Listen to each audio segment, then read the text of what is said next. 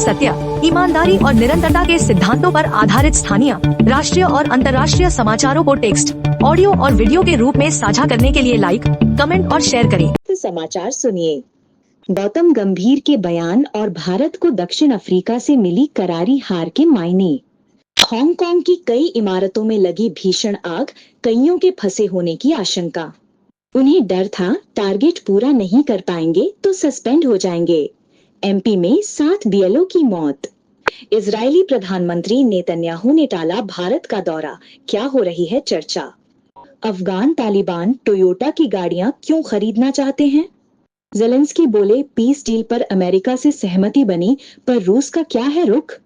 करोड़ों बेघर लोग अलग अलग देशों में कैसे सत्ता समीकरण बदल रहे हैं। साइबर ठग सिम कार्ड के जरिए कैसे लगा रहे खातों में सेंध। धर्मेंद्र की ये ब्लॉकबस्टर फिल्म फिर से हो रही है रिलीज। 50 साल पहले कई दिनों तक रही थी सिनेमा घरों में हाउसफुल। अल्पसंख्यकों के साथ दुर्व्यवहार कर रहे पाकिस्तान को उपदेश देने का नैतिक आधार नहीं। अब पूरी बाकी खबर सुनिए।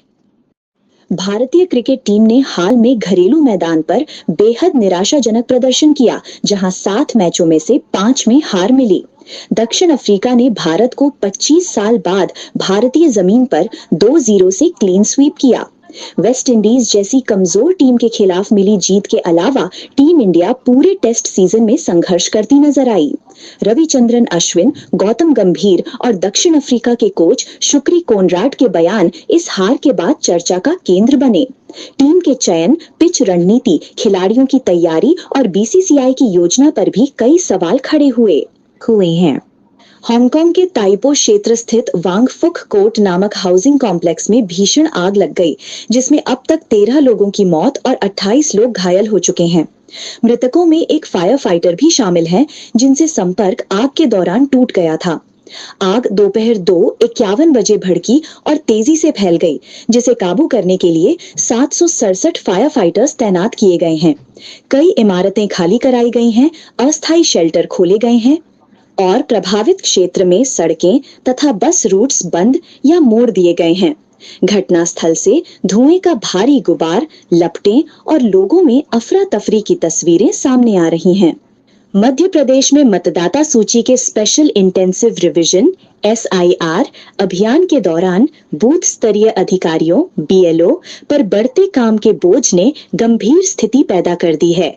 अब तक रायसेन, दमोह, बालाघाट, कटनी और सीधी जिलों में कम से कम 7 BLO की मौत हो चुकी है। कई बीमार हैं और एक BLO लापता है। BLO के परिवारों का कहना है कि अत्यधिक काम, रात भर ड्यूटी, लगातार ऑनलाइन मीटिंग और टारगेट न पूरा करने की आशंका ने अधिकारियों पर भारी मानसिक और शारीरिक दबाव बनाया। इजराइल के प्रधानमंत्री बेंयामिन नेतन्याहू के कार्यालय ने पुष्टि की है कि उनका भारत दौरा फिलहाल टाल दिया गया है और नई तारीख पर चर्चा चल रही है। प्रधानमंत्री कार्यालय ने स्पष्ट किया कि भारत और प्रधानमंत्री मोदी पर सुरक्षा को लेकर पूरा भरोसा है और दोनों देशों के संबंध बहुत मजबूत हैं। इससे पहले i24 न्यूज ने दावा किया था कि नई दिल्ली में हाल ही में हुए घातक आतंकी हमले के बाद सुरक्षा कारणों से यह यात्रा रद्द की गई है, जिसे भारतीय मीडिया ने तेजी से प्रकाशित किया। बाद में इजराइल ने सफाई देते हुए कहा कि सुरक्षा कारणों का आधिकारिक तौर पर हवाला नहीं दिया गया है।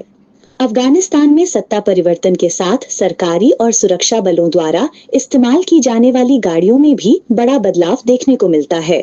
तालिबान की अंतरिम सरकार अब अमेरिकी कंपनी फोर्ड की रेंजर गाड़ियों को बदलकर अन्य मॉडल की गाड़ियां खरीदना चाहती है। इसी क्रम में तालिबान ने जापान की कंपनी टोयोटा मोटर्स से संपर्क किया था, लेकिन कंपनी ने गाड़ियां बेचने से इनकार कर दिया।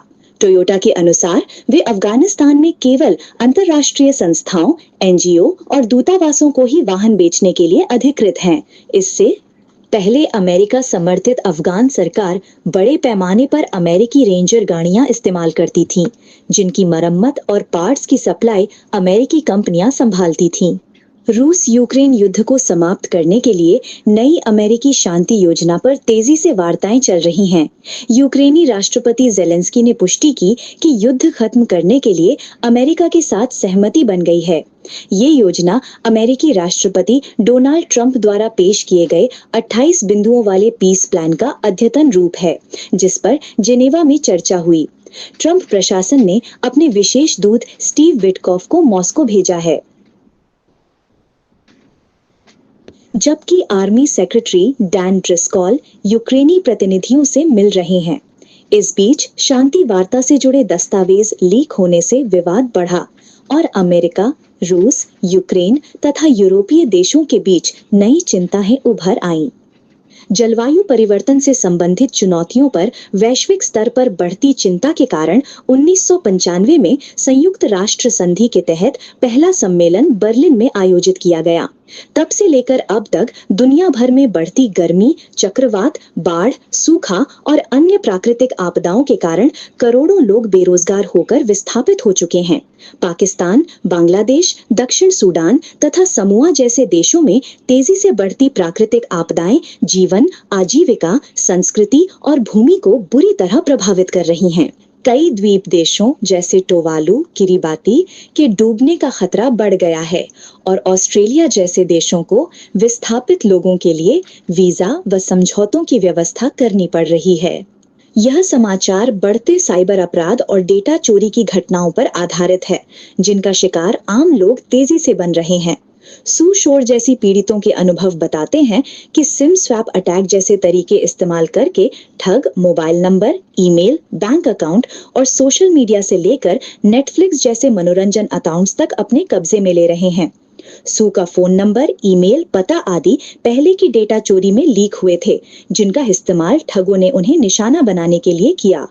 दूसरी ओर फ्रैन और लिया जैसी कई अन्य पीड़ितों के भी नेटफ्लिक्स, फेसबुक बिजनेस अकाउंट और अन्य सेवाओं से जुड़े डेटा हैक किए गए, जिनका फायदा उठाकर ठगों ने पैसे खर्च करवाए, गलत जानकारी फैलाई और धोखाधड़ी की। दिग्गज अभिनेता धर्मेंद्र का 24 नवंबर को निधन हो गया। हिंदी सिनेमा में उन्होंने लंबा और प्रभावशाली योगदान दिया था। उनकी सुपरहिट फिल्म शोले, जिसे 1975 में देश भर में अपार सफलता मिली थी, उनके जन्मदिन 8 दिसंबर के बाद एक बार फिर सिनेमा घरों में रिलीज होने जा रही है। इस बार फिल्म का 4K restore version Sholay the final cut नाम से 12 दिसंबर 2025 से लगभग 1500 थिएटरों में दिखाया जाएगा। में आयोजित धर्म ध्वजा समारोह में प्रधानमंत्री नरेंद्र मोदी की भागीदारी पर पाकिस्तान की आलोचना के बाद भारत ने कड़ा विरोध दर्ज कराया। भारत के विदेश मंत्रालय ने पाकिस्तान की टिप्पणियों को पूरी तरह खारिज कर दिया और कहा कि ऐसे बयान देने का पाकिस्तान के पास कोई नैतिक आधार नहीं है। भारत ने पाकिस्तान के मानवाधिकार और अल्पसंख्यकों के साथ व्यवहार के खराब रिकॉर्ड का भी उल्लेख किया।